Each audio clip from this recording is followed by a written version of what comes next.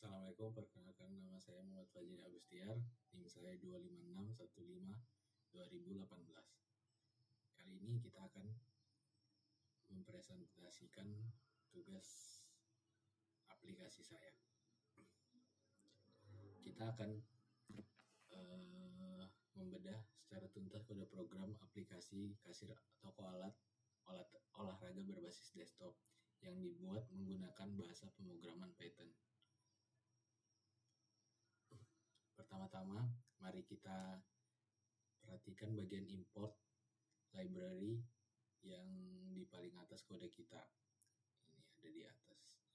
Lalu di sini kita menggunakan library Kinter Azteca sebagai library utama untuk membangun antarmuka atau GUI aplikasi. Kemudian kita mengimpor message box untuk menampilkan ini message box-nya untuk menampilkan jendela notifikasi atau pesan error pop-up. Untuk menyimpan data secara permanen, kita memanfaatkan SQLite 3 sebagai database relasional lokal.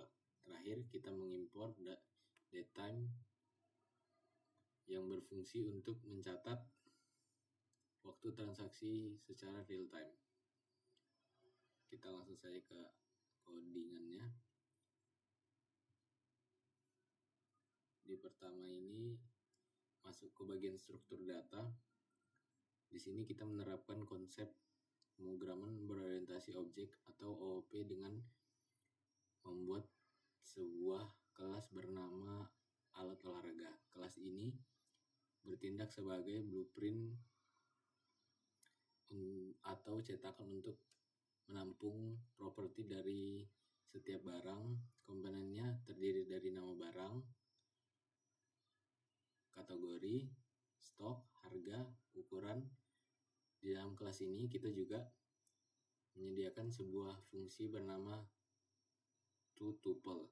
Fungsi ini sangat berguna untuk mengubah objek data barang menjadi bentuk tuple biasa, sehingga nantinya mempermudah kita ingin menyisipkan data tersebut ke dalam perintah SQL database. Lalu di selanjutnya kelas app-GUI. Kita masuk ke kelas aplikasi utama, yaitu aplikasi GUI. Pada fungsi konstruktor di atas ini, konstruktor init, ini termasuk konstruktornya, itu mengatur judul aplikasi pada ukuran jendela sebesar 1200 kali 700 pixel. Di baris ini pula koneksi ke file database lokal bernama olahraga DB. Langsung diinisialisasi. Mari kita fokus ke fungsi create tables. Create tablesnya ada di sini. Dalam fungsi ini terdapat perintah SQL create table if not exist. Artinya setiap kali aplikasi dinyalakan, sistem akan otomatis memeriksa dan membuat 3 tabel utama jika belum ada. Pertama, tabel alat olahraga untuk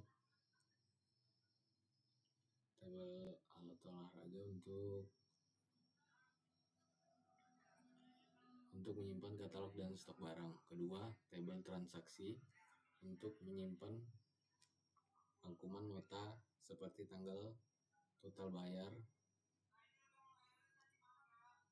Ketiga, tabel detail. Tabel detail transaksi untuk mencatat rincian barang apa saja yang dibeli pada setiap nomor transaksi. Hubungan antar tabel ini dijaga dengan aman menggunakan sistem foreign key.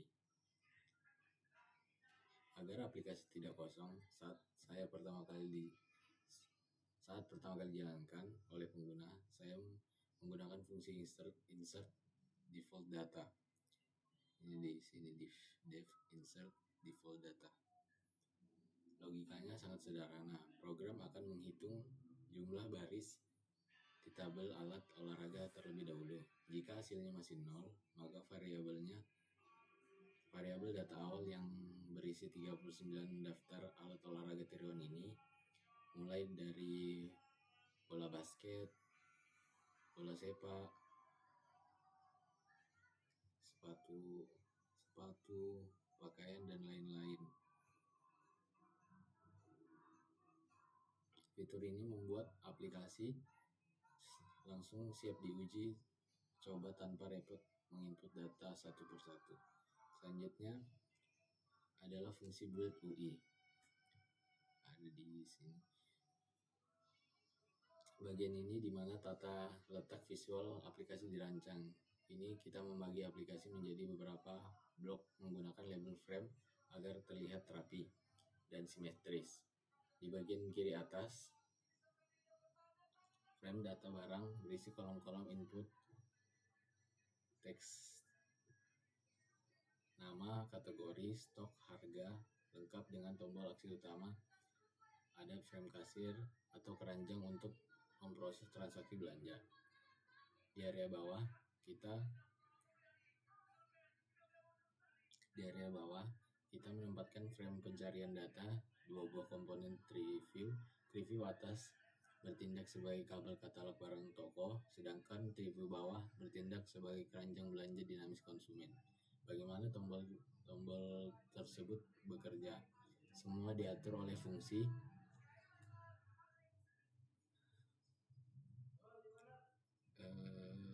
CRUD ini. Kita membuat tombol-tombol untuk fungsi load data, bertugas mengosongkan tabel visual, lalu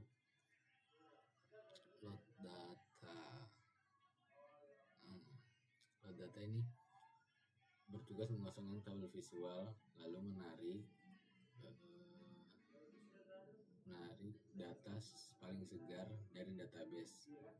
Kita juga memanfaatkan fitur event binding lewat fungsi select data. Jadi ketika pengguna mengklik salah satu baris di tabel katalog di bawah, datanya langsung terisi otomatis ke dalam input di atas, siap diubah atau dihapus. Perhatikan fungsi save data dan update data. Dibungkus menggunakan blok try except. Ini merupakan langkah antisipasi agar aplikasi tidak crash jika pengguna salah memasukkan huruf pada kolom yang seharusnya diisi angka, seperti kolom stok atau harga. Sementara untuk pencarian, fungsi search data menggunakan klausa SQLite agar pencarian nama atau kategori barang menjadi lebih fleksibel. Sekarang kita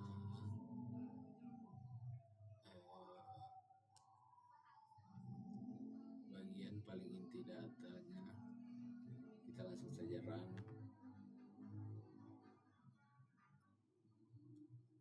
Nah, seperti ini tampilan aplikasinya. Bagian paling inti data, tombol keranjang berada di sini. Ditekan fungsi add to cart, akan berjalan melakukan validasi ketat.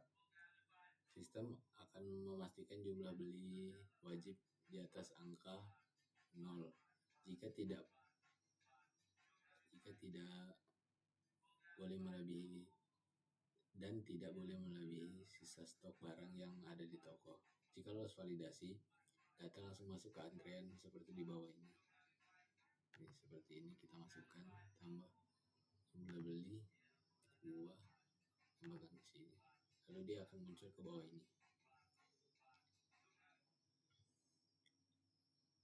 Terakhir, saat proses check out, sistem kembali memeriksa apakah uang pembayaran di input sudah cukup. Seperti ini, kita harganya di sini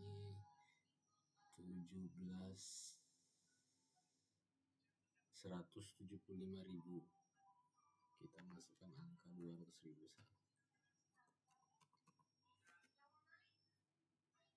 Lalu kita bayar uang bayar kurang karena kita makan uangnya kurang kalau kita jadi lalu check out berhasil transaksi. Nah, dan ada kembaliannya 1.650.000 diblok. Lalu kita kembali ke codingannya di blok paling akhir. Lalu di blok paling akhir terdapat baris if name.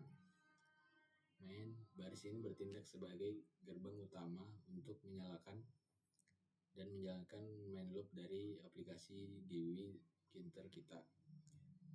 Secara keseluruhan, kode pemrograman ini adalah contoh yang sangat baik untuk mempelajari bagaimana mengintegrasikan antarmuka grafis, logika validasi, dan manipulasi data pada database SQL menjadi satu kesatuan aplikasi yang utuh.